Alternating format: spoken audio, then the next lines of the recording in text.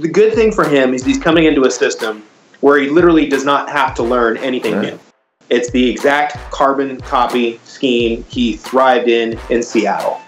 And I think most people would agree a Richard Sherman at 75% would be an upgrade over anything the 49ers had last year. Are you listening? Niners! Damn.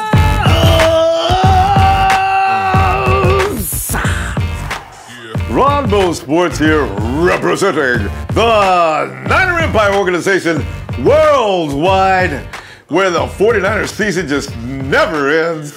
You know, it's a little easier to talk about 49ers football. It's just so much fun. It's just such a good time to be a 49er fan. It always is, I know, but right now in particular. Fam, thanks for allowing me, because you can see I'm all pent up here. I got all kind of exposures going on. Thanks for allowing me to come in and talk some 49ers football. And have you. I know this is a little childish of me. It's okay between you and I if we both do this. I like to check out the power rankings for no known reason constantly. Don't tell anybody I told you. I like to check every week to see if anything changed. Why I do that is I have no idea. But it did change because due to the fact that we just had free agency, right? So that, of course, it affects the power ranking people like Elliot Harrison. Hey, NFL Network, if you ever want to hear things, well, okay, there's a few people there that are still Nate Burleson, we don't love you anymore. There's a few people at NFL Network that do say good things about the 49ers, and Elliot Harris is one of them. He does the power rankings. Last time he was very nice to us. And this time, the second series, he's done the same thing. Of course, you look at the top, and there's the Eagles. Normally, it would be the Patriots. The Patriots lost to the Eagles. So now the Eagles are number 1. The Patriots are number 2. And at number 3, it's the Jacksonville Jaguars. Here's the thing that I do not, well, I guess it goes in playoff order, I guess. But it says right there, based on free agency, these are the latest power rankings. Well, look, the Eagles, did they help themselves? Really? They lost a lot of people, and they picked up Michael Bennett. They lost Vinny Curry and a couple of, okay. I don't know. But I do know the Patriots didn't do really anything. So why are they at number 2? Because they're the Patriots. Okay, fine. Here's the nice thing about looking at number 3 in the Jacksonville Jaguars. Who beat the Jaguars? Who beat them probably worse than anybody else this year other than, well, the Patriots beat them in the playoffs, but who beat them as bad as we did during the regular season? We did! Ha! So it makes me feel good about the 49ers and their chances going forward when they get through learning all they need to learn and incorporate all those new people they have. It's boogie. So hey, here's the good news. We are now ranked officially ahead of the hated Hawks. The Hawks kept, well, here, let me give you the order. The Rams are at number 6. We're at number lucky 13. The Hawks are at number 15. And our other rival foes, the Arizona Cardinals, are zip down to 27. By the way, those nasty, disgusting, I can't stand them Raiders are at number 20. Hey, this is good because now when you go to social media, as I say, you can be childish and you can say things like, oh, I noticed your team was ranked at number 20, or I noticed your team was ranked at number 27. You know, it'll bring out venom and everything else, but I like that. If I can make anybody else angry at the point, we have suffered so badly with people talking so much trash. Now you can do it, fam. Now you got the numbers. Lucky 13. And listen, as things go forward, this is going to change. I think we're going to go up. The next rating, we could go up and up and up, especially after the draft. Because who do we have in the front office? We have John Lynch, Adam Peters, Martin Mayhew. These guys know what they're doing when they put together a draft. Don't make me holler in the water. Can't calm down here. Man. Hey, but we made another adjustment. You know, everybody's always saying, hey, man, we need to address the offensive line. I guess they did. Jonathan Cooper, and I know what you're saying, Jonathan Cooper, so what? Hey. Now, he's been around to a few teams, and he was the number 1 draft pick back in 2013. But listen, the thing of the matter is, last year he was with the Dallas Cowboys, and they did all right running behind him. So he's going to come in, he's going to compete for a guard spot because we don't know yet Is he going to win that job or not? Joshua Garnett, is he going to be the left guard? Because I think that's where they really would like to keep him. So it'll be Staley, Garnett, Rich Berg. Player to be named later because I don't know if the Cardinals going to win the competition the right guard. Trent Brown. See, the offensive line is already looking good. Now, they may go down in the draft, second and third round. I don't know what they're going to do as far as if they want to get Isaiah Wynn or not, but he is a possibility. There's other guards, too, you know. So, I mean, for right now, I like the offensive line because, you got to get those athletic guys in there that can move and do the things they need to do. And I understand that Jonathan Cooper, this dude is such a great pulling guard. Jonathan Cooper, like, after he kills a man, get him out the way so guys like Jared can get down and kick ass. I understand Jonathan Cooper runs down the field with his man, escorting him. I don't know how fast he is, but I mean, this guy sounds like a kind of guy. I know that Kyle likes this kind of guard, athletic, goes out there and he does not wait. He goes out and he brings the aggression. Bam! So he's looking good there. You know what I'm saying? Hey. Okay. Richard Sherman Part 2. I mean, are you starting to appreciate Richard now? Are you starting to like him? Are you starting to warm up to Richie Sherman? Is it time that you finally realize? Ronbo! Oh! Let me answer this one. Okay. And you know how I used to feel about Richard Sherman? Well, we all did. Dude is dope!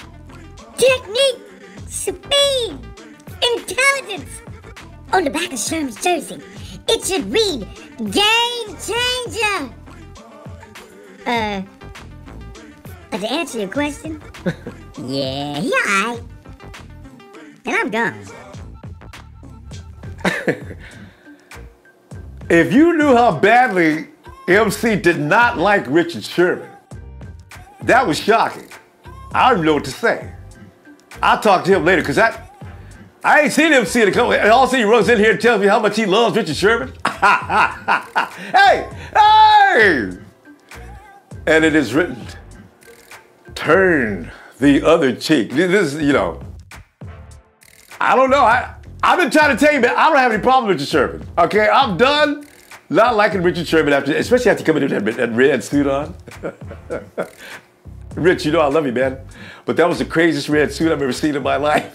Hey, I want you to, I'll tell you what, I love the guests. Let's ask him a bunch of questions. You're gonna love this. Let us move on to find out more about what's coming up soon. Niner fam, special treat for you today. Peter Panacy, you know him. You've read all these articles. Peter started with Bleacher Report some time ago. You'll see him on the Web Zone even now. And now he's the chief cook and bottle washer at Niner Noise. What I like about Peter is he's always got rational things you can actually wrap yourself around. I mean, if you're going to be writing for the 49ers, you want to check into a guy that's got good stuff going on. And that's not a shot at you, Grant Cohn. I like you too. Grant knows I like to mess with Grant. But Peter, welcome. Hey, how you doing today? What's happening, Roman? How are things going? I'm doing fantastic. It's a Monday. Free agency's wound down. It's time to get ready for the draft. And Peter, I got to tell you, man, as I say, I loved your opening day setup already. I said, you know what? This is good. This is solid. And when you said about Peter Mataafa, am I pronouncing his name right? Yeah, Mataafa. That apostrophe in there's that little break pause. So because my biggest concern, the edge. I said we gotta have an edge this year.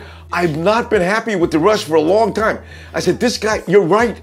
I read what Saleh likes in his pass rushers, and I said, yo, we can get him. I would have got me thinking that way. But my biggest fear is because the guy Jeremiah Atafu, I'm not sure how he's going to work out. But do we have, Peter, a plan B in case this doesn't work? Well, here's going to be the interesting thing, and it's really going to hinge on what the 49ers want to do at the beginning of the draft. So if they want to go with their first pick and try to tab an edge rusher, which I think would be probably a smart move, obviously the best case scenario would be if somebody like Bradley Chubb falls. I don't know if he makes it past Indy. I don't know if he makes it past Tampa Bay. But if that's the case, you might see someone like Harold Landry from Boston College. I think, though, the one part that you're going to look at is if none of those two players are available at number 9, or the value's not there, or if they don't like Landry, worried about his injuries from last year, you're probably going to see that edge rush target in round 2. Now, Mata'afa, I'm not sure if he falls all the way down to the end of round 2. And if that's the case, you're going to be steering towards the end of the draft. Now, the good news is the 49ers still have some personnel that they can mix in right now that's on roster from that right defensive end, that Leo spot. I think they want to give a good look at Eric Armstead again this year. And that might be your contingency plan, just to see how he does full season. He's got a year under the belt, and you're going to see whether or not, hopefully he can stay healthy with that hand injury. And if so, that's probably the contingency plan, to go with him and Ocho as well and rotate those guys in. Now, the 49ers only had, 30 sacks last year? So yeah, I mean, you need that edge rushing presence. But what that's also going to benefit the 49ers is it's going to make the interior rushers a lot more formidable by cutting off the edge. So as far as depth in the draft, I don't know if they're going to put as big of a priority on it if someone like Mata'afa doesn't fall to them in round 2. I think they might just go with what they've got and maybe get some experimental guys towards the tail end of the draft, maybe in round 4 or 5 or 6. And Peter, and the thing is, being in a system for the second year in a row, because the 49ers have not done that since, good God, 2014, we've had a new defensive system plugged in and installed each and every year. 2 years in a row could make a lot of difference in this system this year as far as the guys being able to grip it, apply it. Am I on the right path with that? Yeah, definitely. And I think what's going to help a lot is Robert Saleh's defense. It's pretty simple. You know, it's not like, what's his name, O'Neal from last year, Jim O'Neal, which was complex. A lot of read and react stuff. No, Saleh's system is pretty simple, straightforward. Now, it takes some adjustment. That's why you've seen the 49ers, especially last year, bring aboard some guys like Malcolm Smith and oh gosh, the one linebacker who's Brock Coyle, guys who are familiar with that type of scheme. But once you have yourself acclimated to that type of defense, the 4-3 under cover 3, it's going to make it a lot easier. So I'm still curious to see what a guy like Eric Armstead can do. I think he's been kind of bumped out from sort of those interior D-line positions, but it makes sense to try him as an outside edge rusher and then hopefully get some supplementary parts. But that continuity, I think it's going to go a long way. I like it. You know, I'm a huge Eric Armstead fan. I've been that guy that they've called an Eric Armstead apologist because people have been very unhappy with him for the last couple of years. I'm glad to hear at least Peter's with me on this. I think Eric, he could be fantastic if he can just stay healthy. And now, as you say, he's got acclimated to the system. He could be really something special this year. I'll go back there. Yeah, and you got to remember too. The jury's still out on him, but when he came into the league, he was pretty raw. Yeah. And I remember my favorite scouting report on him, I think it was from CBS Sports, said that he wasn't quite the sum of his parts yet. So that might mean he's a bit of a late bloomer. And if you see that this year, where he really starts to turn in the more fine-tuned aspects of a pass rush, the brute strength is there. There's no question about it. But if you can tune in those interior moves, exterior moves, really being that true edge bender, then yeah, he'd be a formidable force. And I think the 49ers are waiting to see that. And if they do get that from him, they might be looking at saying, hey, let's keep this guy around for a while. And then maybe the edge rush question isn't as big of a problem as everybody thinks. And then Eric Arm, and then DeForest Buckner and Solomon Thomas can eat. This is what I'm waiting for. Yeah, that's a good line. Tell you what, now here's another thing that I find hilarious. Now, Trent Taylor, Pierre Garçon, Marquise Goodwin, those guys are still standing there. The 49ers did not pull what they look upon. Most fans look upon everybody's receivers always much better than what we have. So we want to go out there and get it. 49er fans are really burning up the fact that it seems that we passed up on Allen Robinson. We let Sammy go. I mean, we didn't make any effort to get. Talk a little bit. Are we better off? Is it a bad thing or is it a good thing? Well, I think it's just it's a fine thing because you think about who's going to give you those yards.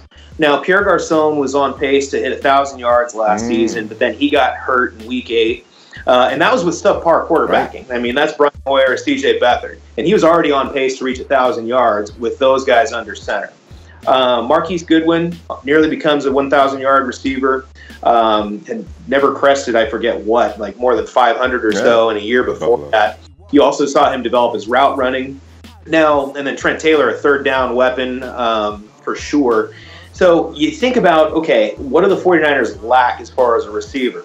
A red zone threat for sure, a go-up-and-get-it type guy who will win those 50-50 jump ball contests, if you would.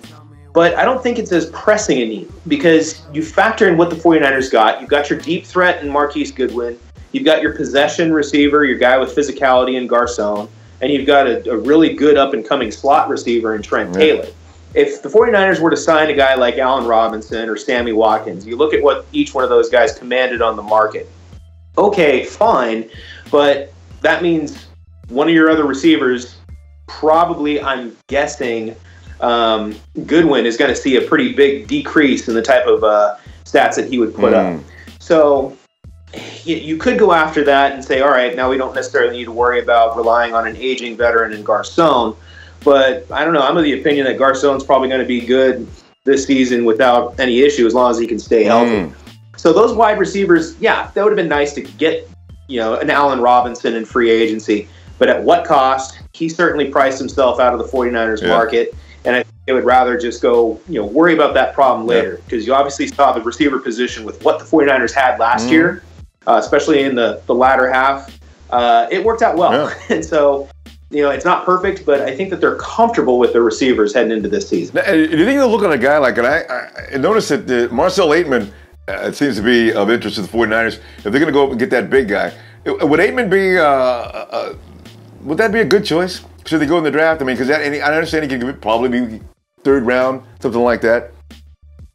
Yeah, I think that they ideally would like to go get a big-bodied wide receiver somewhere in the middle of the draft. A day 2 selection in round 3, or maybe an early day 3 guy. Marcell Ateman certainly would be on the list. St. Brown, my favorite. Another guy. Yeah, a big-bodied guy that you just look at and say, this guy's a matchup nightmare. And the thing is I think the 49ers would want to bring in a wide receiver who might not necessarily have, the greatest route running skills. He might be a little raw, but what you do see on tape, you're going to be looking for the separation, the speed, the acceleration, the intangible traits that can be coached up. And the 49ers would then be put into a position where they wouldn't have to start someone like that right away, have him either take away snaps or numbers from the guys that you already know, your Goodwins, your Taylors, your Garcons, but then just bank on him actually becoming a contributing factor in a year or two down the road when Garcon is no longer a prominent part in the picture. So you find your long-term replacement, but put that need off until the middle of the draft. And Peter, it's a kind of a crazy thing. We have Richard Sherman on our team. He was public enemy number 1 in San Francisco for how long? Across the Niner Empire, for that matter. And all of a sudden, he's on our team. I still can't believe that. And now we're concerned with the fact that, now if Richard heals up, he could still be probably pretty much dominant. I am concerned, though. Isn't it? They say June, he'll be ready to go. Peter, are you buying that? Is he going to be ready to go in June? If not, what are we going to do? What's plan B? Well, I'm hoping he can. I'm no medical expert. I used to be an EMT. Yay. I can't tell you too much about how well an Achilles will heal, but there's some good information out there that says that they can, you can come back from that and resume duties in 4 to 6 months. I remember reading that just the other day. Of course, every injury is different. I'm not going to try to play the role of a medical expert, but I think the good thing about Richard Sherman, and my wife still can't get over it. He's like, I was like, oh my God, why is he here? And I'm like, all right, separate who he was from the player now. It's the good thing for him is he's coming into a system where he literally does not have to learn anything new. It's the exact carbon copy scheme he thrived in Seattle. And I think most people would agree a Richard Sherman at 75% would be an upgrade over anything the 49ers had last year. Now, clearly, cornerback is still a need, and it's going to be one of those long-term needs. I mentioned that with wide receiver. You'd like to bring along somebody. but it doesn't become as pressing a need as you might think. So the 49ers might turn to, one of their mid-round picks to try to find kind of that big-bodied, lanky cornerback, someone, 6'2", 6'3", long arms, and draft and develop. Hey, we'll probably want you to be a starter at some point down the road. Not right now. Meanwhile, you at least have Richard Sherman, the teacher, to bring along guys like Akello Witherspoon, to bring along a rookie just to say, okay, this is how you master this system. Now, depending on how Sherman goes through his offseason rehab and recovery, that's when things are going to be a little interesting, because you're going to wind up seeing whether or not he can actually, be ready to go by week one.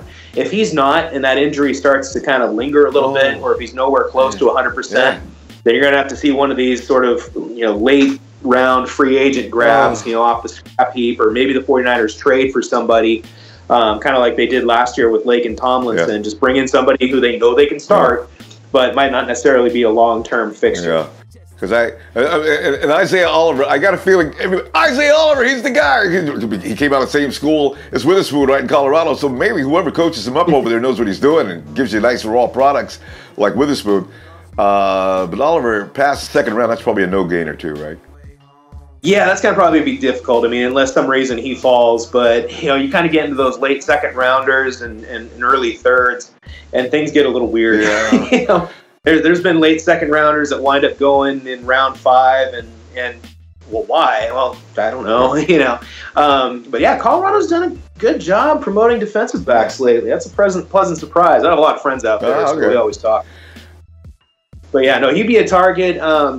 Gosh, I've written about a bunch, and they're probably all skipping my names on guys that you can target late in the draft that at least physically would be a wise choice maybe for the 49ers later in the draft. Long-bodied limbs and everything, and 32-inch, 33-inch arms. Peter, here's I want to run one more thing by you too. I'm noticing the Ndamukong Suh tour is starting to freak 49er fans out. I notice the 49ers don't seem to be taking any interest in him. What we don't need is for Ndamukong Suh to be probably in LA. But I just want to say one thing. Suh had, he had a killing force around him. It was like the Avengers when he was in Detroit, and they didn't get anything done. In Miami, we just saw he had a pretty good cast center surrounding him there as well. Is Suh somebody to actually be afraid of? At this point, yeah. I don't think quite. He hasn't played to the level. Miami, his tenure there was a little disappointing, but he was still a phenomenal interior pass rusher. A force. The same level he was at in Detroit, I don't think so, but still really good. The part that scares me, and I'm pretty sure most 49er fans would feel the same way, he winds up going to the Rams. All of a sudden, you've got arguably the two best interior rushers right next to each other, and Aaron Donald, Suh. It sounds scary. That puts pressure. That puts pressure on the 49ers to draft and develop some pretty good pass blocking interior linemen. And gosh, you're looking at a guy like Quentin Nelson and just saying maybe he falls, perhaps. But the good news for the 49ers, at least in the draft, is the guard position's pretty deep. You can get some pretty good quality guards in rounds 2 and 3. So, but still, it's frightening. Even if Suh's production is kind of dropped a little bit, you don't want to think about that twice a year. You know what? He's on his way. He just left LA. I don't know. I just have this very nasty feeling that the Rams probably told him, listen, we're going to put you against Aaron. Along with Aaron, and you guys are going to just pretty much own the league as far as defense goes. You know what we've got to offer on offense. We were in the playoffs last year. Ndamukong Suh, you could be the missing link. I can see that pitch going on right now. And I said he's going to end up in L.A. Yeah, and plus you got those two quarterbacks. And trying to think about Marcus Peters and Aqib Talib. Who knows how those guys work out as far as their character and getting along with coaching staff and whatever. But for players on the field, the Rams and 49ers are starting to get into a bit of a cold war. It's actually kind of fun to watch because it's like, for years the 49ers and Rams were terrible, but now this is the rivalry that's back on. So you just see them stockpiling though, and if Suh does it, that's going to be I don't know. That's not something I'm looking forward to thinking about. Okay. Hopefully he finds elsewhere. Thank you, Peter. Peter's got to get back to business. Listen, Peter, appreciate you. I'll get back to you soon. Hey, check out Peter Panacy. You'll see him, as I say, on Niner Noise. And Peter, and also the Web Zone, you'll see him here and there popping up. So, and get back to me. I'll tell you right now, it's Peter, one of the best guys out there. I'm telling you. Peter, we're at the game. The 49ers have just scored a touchdown. Or you're at home sitting on your sofa. Reaction from you now, Peter, on 3, 2, 1.